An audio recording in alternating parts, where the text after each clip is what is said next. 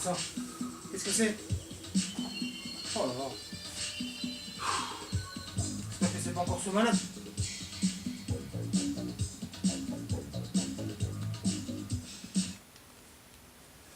Ah. Bonjour. Ah, je sais pas, il y a un malade. Je sais pas si vous avez vu. Ah, je suis débriefé. Il m'a couru après. J'espère qu'il m'a pas suivi. Ça va. Il n'a pas dû. J'ai regardé derrière moi, il m'a pas suivi. Bon, c'est Alex de la chaîne du coffre du Captain Angus.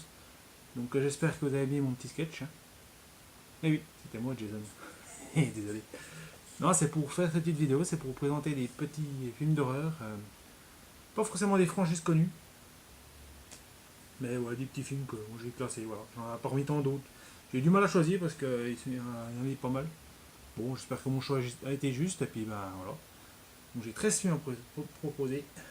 Et parce que vendredi 13 films. On va commencer dès maintenant. Du moins gore au plus gore. Le petit Halloween 3. Vous allez dire Halloween, ouais, mais je crois que tu ne présentais pas de franchise. Michael Myers. Mais celui-là, il n'y a pas Michael Myers dedans. Et non, il n'y a pas Michael Myers. C'est un film d'après John Carpenter, c'est lui qui a produit le film. Mais c'est Tommy Lee Wallace qui l'a écrit et les réalisé. Donc c'est la suite, c'est pas vraiment la suite du 1 et du 2 hein, de John Carpenter. Hein. Et voilà. C'est Tommy Wallace, le petit Alien 3.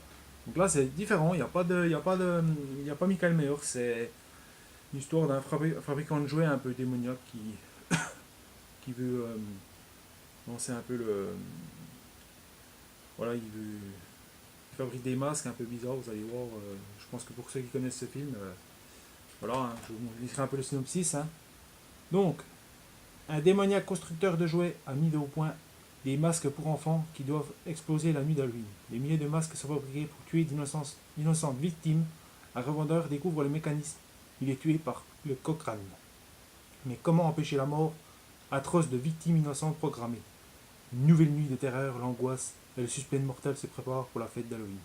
D'après John Carpenter. Donc c'est pas lui, c'est lui qui l'a produit, mais John Carpenter qui est producteur. Je pense que c'est du bon. Hein. Je l'ai vu il y a pas je l'avais vu déjà il y a longtemps, je l'ai rematé il n'y a pas longtemps. Donc la folie mitraillère d'un soir de fête, il n'est plus question de vous amuser. Donc voilà, comme c'est tout le thème Halloween, je vais présenter celui-là parce qu'il sort du lot. C'est pas vraiment une suite. Après, je me demande s'il n'est pas lié par rapport au Halloween 6. Donc là, comme Michael Myers c'était un peu c'était fait embringuer par les sorciers, là. C'était sous leur protection. Donc comme là, c'est un peu des sorciers là-dedans. En plus, c'est marqué la saison des sorciers, donc les voir, c'est super. C'est vraiment un bon petit Halloween qui change un peu, qui rafraîchit un petit peu la saison. J'aurais bien voulu qu'il continue un petit peu sur des nouveaux Halloween, parce que Halloween c'est pas forcément Michael Myers. Hein. Ça peut être voilà, ça peut être tout, voilà, comme là. Ils ont dû faire un truc différent. Après ils sont partis sur une. Ils ont étalé Michael Myers. Bon après j'aime bien hein, chaque film de Michael Myers qu'il y a, même bien ou non, je vais aller le regarder comme voilà. Comme n'importe quel nard qu'il y a, il y en a des bons, des mauvais, donc voilà. Voilà tout. Donc voilà pour le petit Halloween que je voulais mettre quand même. Je voulais parler de ce film. Après, totalement différent, Le Mutant. Alors ça c'est un film français, je crois, un truc comme ça, suisse ou français, je sais plus. Celui-là horrifique dans la lignée de 28 au plus d'or et la mouche. Donc là je peux vous lire le truc. Dans un monde où un terrible virus a contaminé la population, un couple en fuite tente de trouver une zone où se réfugier. Pris au piège par des créatures sanguinaires, Marco et Sofia vont devoir lutter pour leur survie. Ça se passe un peu en Suisse, hein, c'est ce que j'ai entendu parler, un peu dans les Hautes-Alpes, je crois, un truc comme ça. Là. Mutant est une véritable claque et une surprise grisante, l'écran fantastique. Une réussite rare et fulgurante, même mauvaise. Mutant est un survival terrifiant et sanglant, porté par un casting de la ligne de Fougerolles. Bah oui, la ligne de Fougerolles, je la connais. Hein, je sais pas si elle avait pas fait les Fantagraphies. Non, je crois, hein. Je suis pas sûr, il me semble. J'ai peut-être des bêtises. Mortel Transfert, Les Dents de la Nuit. Les Dents de la Nuit, ça me dit quelque chose, ça.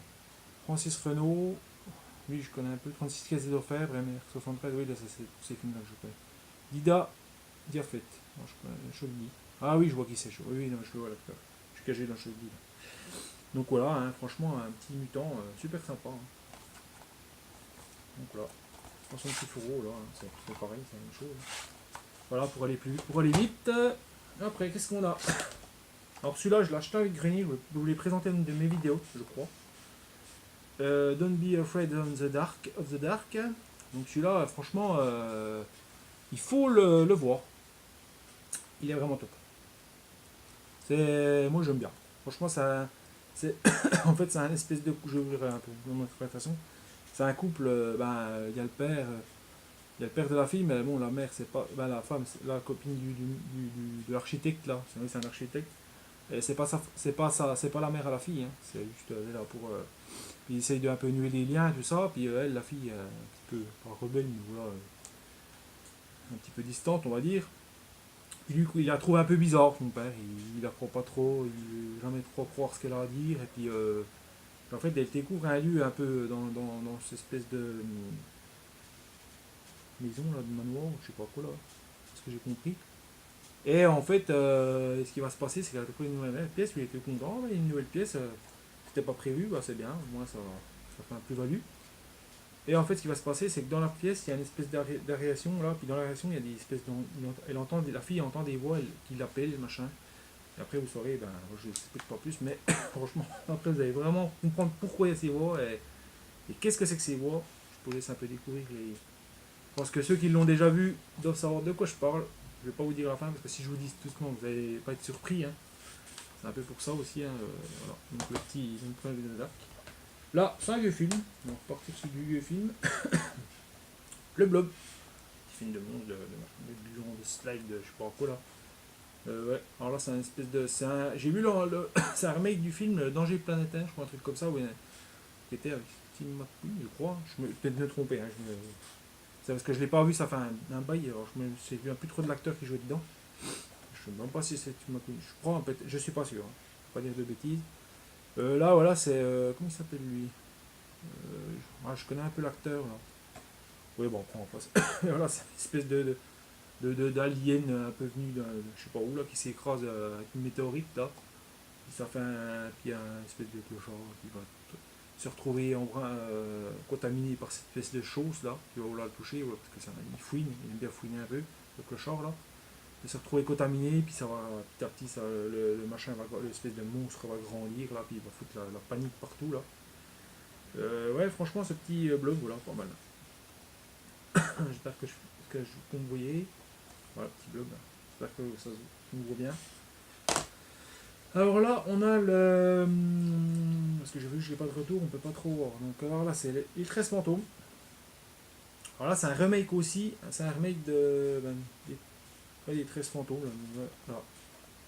Donc, j'ai pas vu l'original. Parce que c'est un remake d'un film éponyme de 1960.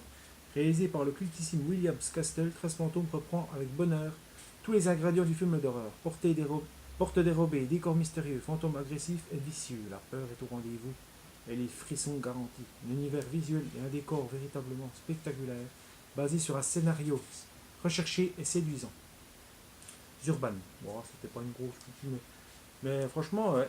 Alors je vais vous dire un truc un peu de Sim 6. Suite à un héritage inespéré, Arthur et ses deux enfants emménagent dans une somptueuse demeure.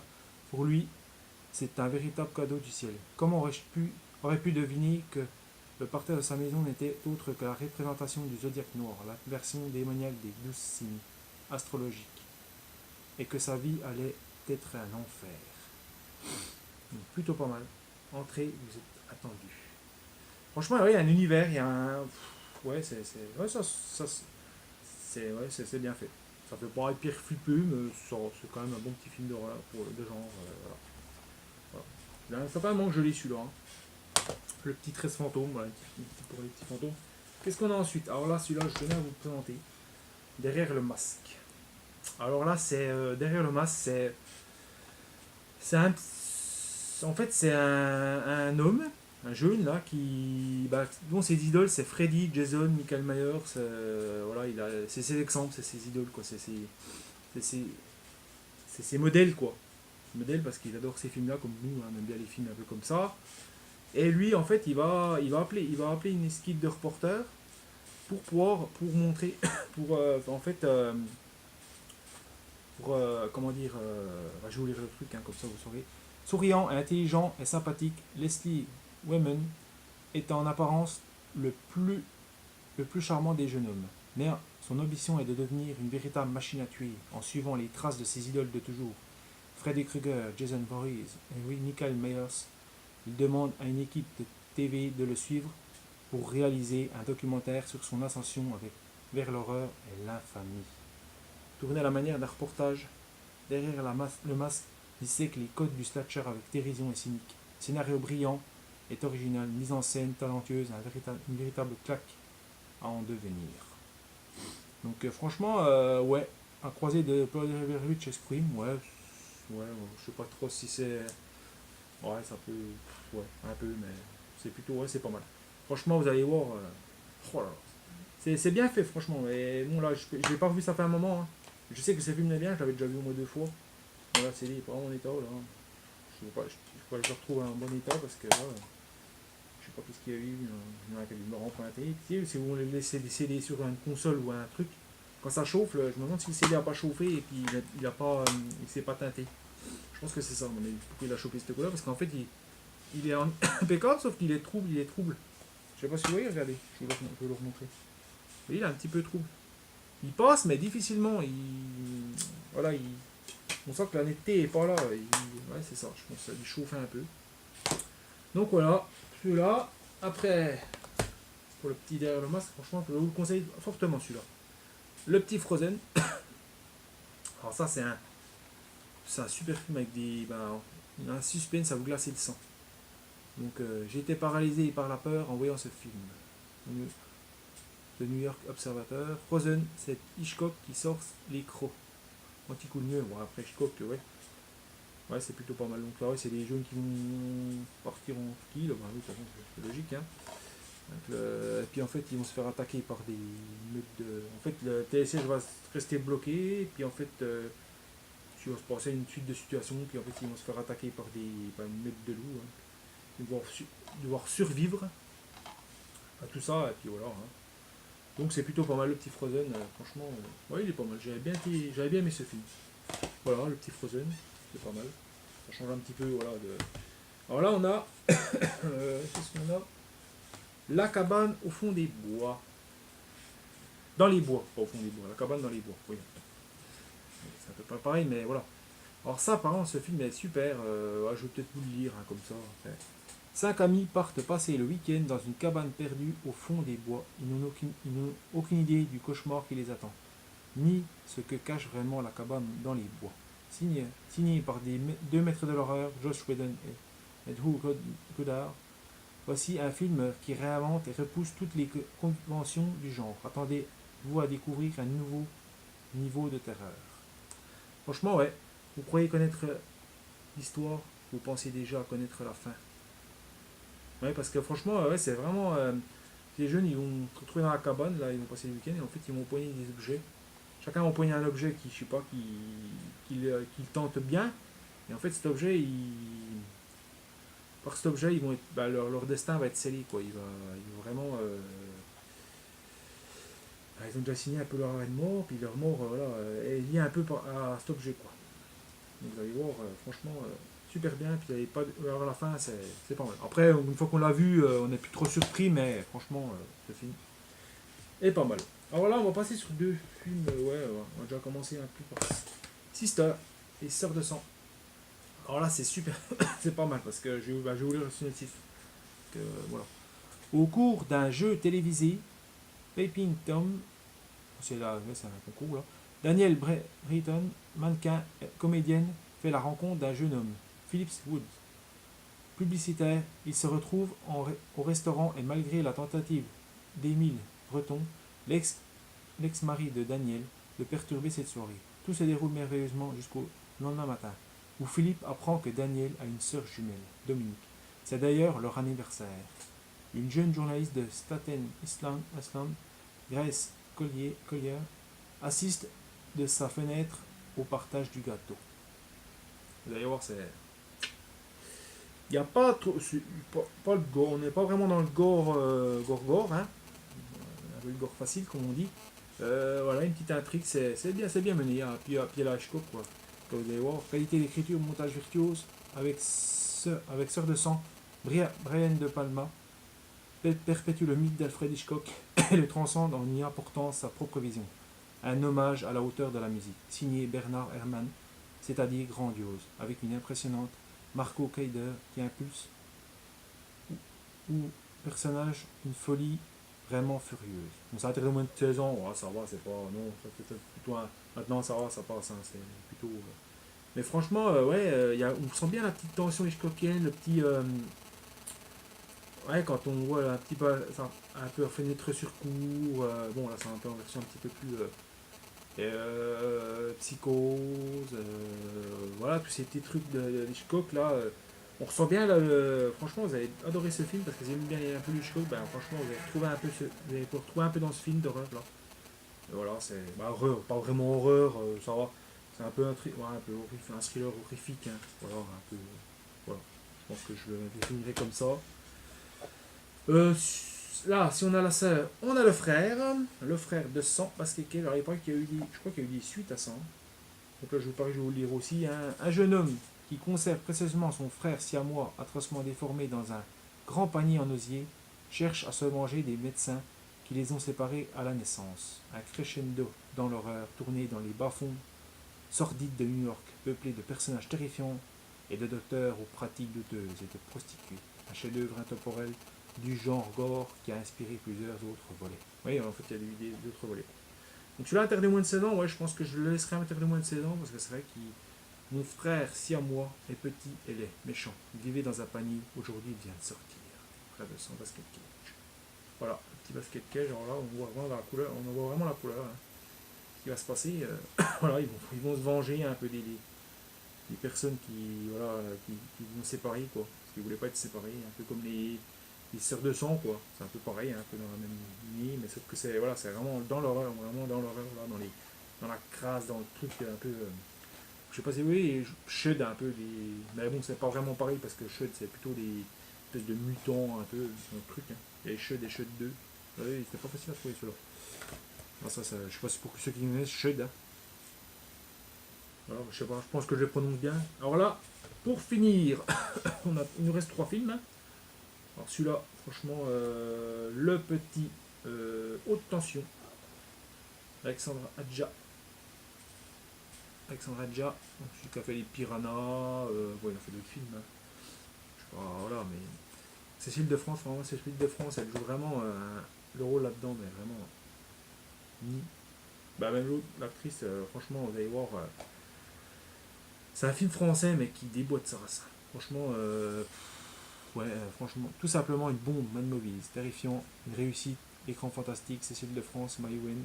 Donc j'ai pas eu le temps d'enlever l'étiquette, je n'ai pas fait le boîtier, il faudrait que je refasse le boîtier. Attention, pourtant c'est un moment que je l'ai, mais un film d'Alexandre Adja, alors, un des meilleurs films de genre français, première.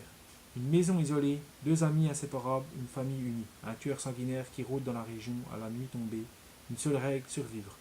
Signe Alexandra Adja. Signerait Alexandra Adja Furiosa. Ouais, Furia. Ouais, voilà, oui, ce film me dit quelque chose. Haute tension est parfaitement réalisé dans les règles du genre. Les deux adolescentes campées par les excellentes actrices Cécile de France, l'auberge espagnole, ouais, ça, je l'ai vu aussi dans Tour du monde en 80 jours aussi. Hein. Et Maïwen, le cinquième élément, ouais, il m'a dit, ouais, c'est ça. Interprétation de Philips Nayon, je crois. Irrésistible, le pacte des loups. Ah oui, oui, il me dit quelque chose, oui, même si, je crois qu'il a vu dans Calvaire, il me semble. On a fait un film d'horreur, je crois. Vous laisserons sans voix. Alors franchement, ce film, c'est un film de psychopathe, mais vous aurez vraiment le film. Mais quand il sort à la fin, franchement, ça va. La fin, franchement, elle est très spéciale. Vous allez voir, vous avez bien aimé ce film. Ouais, c'est un cinglé qui arrive dans la maison, qui commence à tuer une famille, là, puis là, il est un peu barjot, là, puis vous allez comprendre ce que c'est en fait, pourquoi il arrive là, ce psychopathe là. Il fait tout ça, vous allez comprendre pourquoi. Enfin, vous allez tout comprendre. Mais franchement, ce film, je vous le conseille fortement. Là, on arrive vers la fin. The Devil Reject. Alors là, c'est C'est en fait un peu une fausse suite des Maisons des Mille Morts. Hein, la Maison des Mille Morts. Alors, la Maison des Mille Morts, je l'ai pas vu. Honnêtement, je ne l'ai pas vu. J'étais pas tenté. Par contre, j'ai vu ce film. En fait, j'ai su qu'il y avait la suite. J'ai voulu prendre la suite. Le premier film, le premier du nom, là.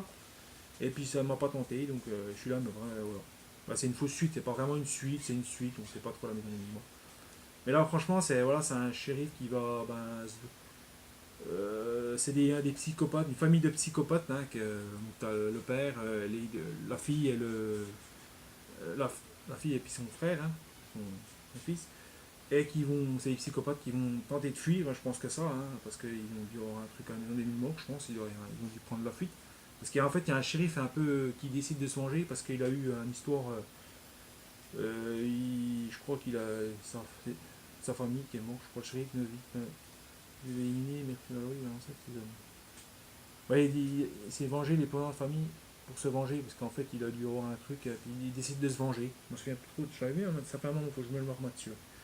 Et il décide de se venger parce que. Ouais, il y a eu un problème. Et puis en fait, la famille, les deux enfants, là, les pères, là, ils vont se réfugier dans un motel, là, puis prendre des otages un peu, là. Ouais, si on peut dire ça comme ça. Et il va se passer, voilà, ça va dégénérer et tout. En plus, il y a le père qui va s'y mettre, qui va arriver, qui s'appelle le Capitaine Spaulding. Donc là, en plus, lui, c'est Otis et sa sœur Baby. Elle s'appelle Baby, la sœur. Ouais, ils vont vraiment. Ils vont se faire pourchasser par le shérif là, qui arrêtera jusqu'à la fin. Jusqu'à tant il les aura pas tués, il va continuer. Lui, ce qu'il veut, c'est leur mort. Hein. Il veut même pas les arrêter, il veut leur mort. Hein.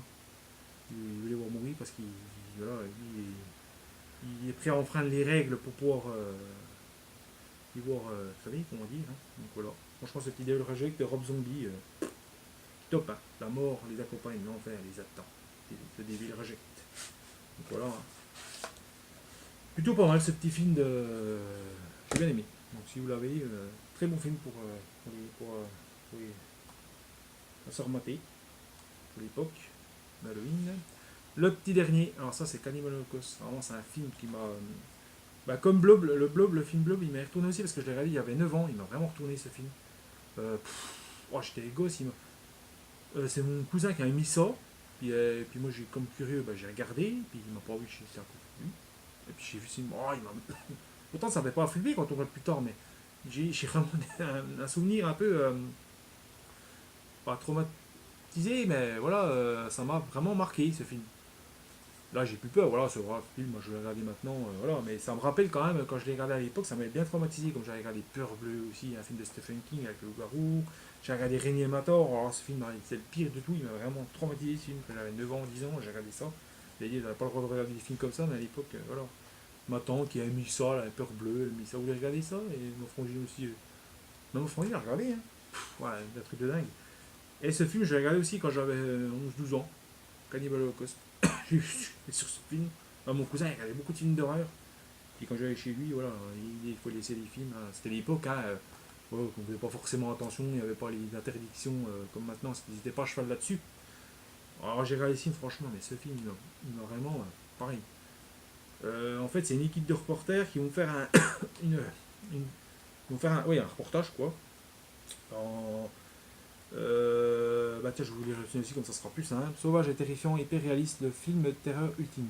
4 jeunes reporters en quête de scoop disparaissent mystérieusement dans une région reculée d'Amérique du Sud.